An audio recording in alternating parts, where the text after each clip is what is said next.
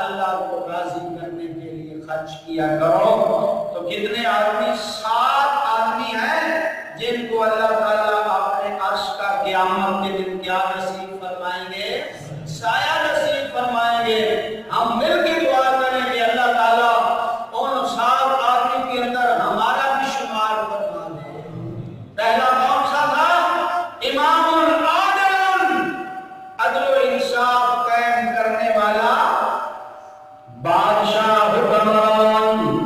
Number 2 وہ جوان جو اپنی کے اندر اللہ کی کیا کرتا ہے؟ عبادت. نمبر 3 وہ آدمی جس کا مسجد کے اندر دل اٹکا رہتا ہے. نمبر 3 وہ آدمی، 2 آدمی جو آپس کے اندر محبت مال اللہ کی رضا کے لیے کرتے ہیں.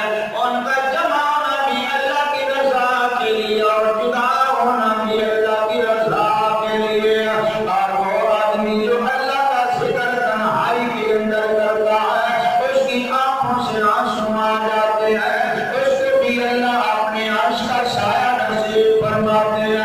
اللہ وہ آدمی جس کو حسب نسب والی عورت بے حیائی بدکاری کی دعوت دیتی ہے، آگے سے وہ کہتا ہے انی اخاف اللہ.